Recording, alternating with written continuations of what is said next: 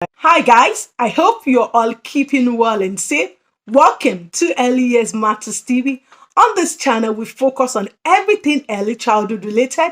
And if these are the kind of videos you're looking for, what you have to do is subscribe. And not just subscribe, turn on that notification bell so that every time a new video is being dropped on this channel, you'll be the first person to be notified.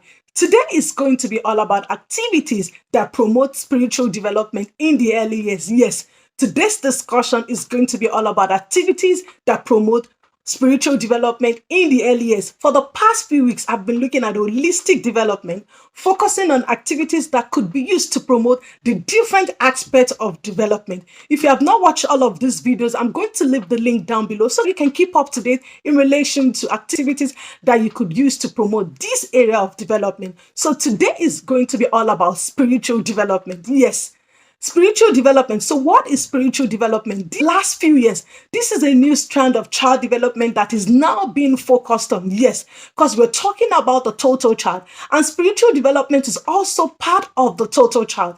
And you might be wondering, what is spiritual development all about? In relation to spiritual development, it incorporates a lot. Yes, so I'll tell you, I'll break it down. One aspect of spiritual development is the inner being of the child, the self-identity, the young child being able to identify who they are and what's going on in the inner mind of the young child. So this is one aspect of spiritual development. Another aspect of spiritual development also has to do with the young child religion. Yes, and you need to understand that children are coming from a different background, and part of their background is also their religion as well. So they have their religion, perhaps maybe they're Muslims, Hindus, they're Jewish, they're Catholics, they're Pentecostals. So all of this has to do with spiritual development as well. And this is important as an early childhood educator. Your role is to promote the overall development of the young child, leaving no stone untouched. So in relation to not leaving no stone untouched, development is part of holistic development. And I know sometimes people tend to struggle. How do they promote this in the area of early childhood? I'll tell you, if you're struggling in relation to promoting spiritual development in early childhood, the best point of call is the parent. Yes. I'm sure you all agree with me that parents are the primary caregiver of the young child.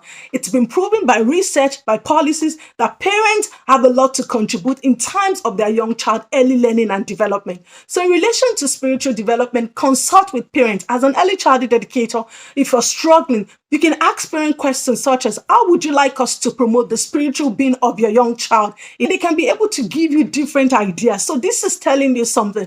For instance, if you have 5 children or 10 children in your classroom, so you'll be getting 5 or 10 ideas from this parent. So you could incorporate this together. And there you go. You have your curriculum that centers on spiritual development. So this is one way you could promote spiritual development. Invite the parent, ask them to come. You need to understand that partnering to work with parents, you have to involve partnership. So you're working in collaboration with them. You're telling them, you come and tell us. So how do you want us to promote spiritual development of your young child? And then when they tell you all of this, it's not just saying, yes, we've gathered all the information. And so what? It's telling you something. So going forward, in relation to promoting spiritual development in early childhood, in my classroom, this is what I'm going to do.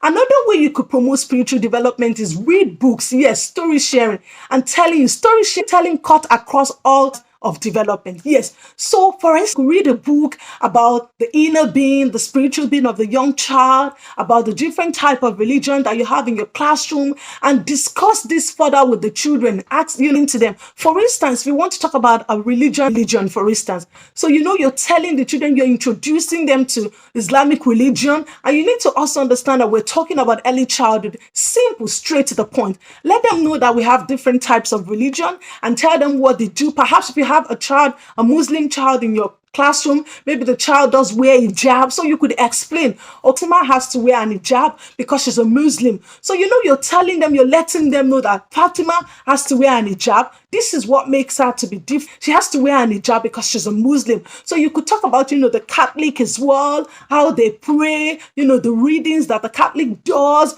so the different types of religion that you have in your classroom, incorporate this. Let the children know more about it, just introducing them. So talk about it, engage in discussion discussions, maybe during circle time. You could talk about the different religion as well. Like, this is the religion that we have, the different religion that we have in the world, and you're introducing them to it briefly. You need to understand that you don't have to bore the young children, because we're talking about early childhood. So everything you're introducing to them, it has to be basis, straight to the point. Because when they move on to primary school, they move on to secondary school, they build on this. So early childhood is just all about introducing them, let them know in relation to their inner being, their self-identity. A child might be struggling in relation to, their identity, their validation. They might be throwing tantrum as a result of this. So as an early childhood educator, you validate this and let them know that their feelings is okay. And in relation to how to deal with this going forward, you talk to them. Perhaps if anything is going on, if you're not feeling happy, you can come and talk to me, or you come to your parent, we'll be able to help you. So these are just some of the few activities that you could use to promote social development in the early child. If you know of other activities as well, please leave this in the comment below,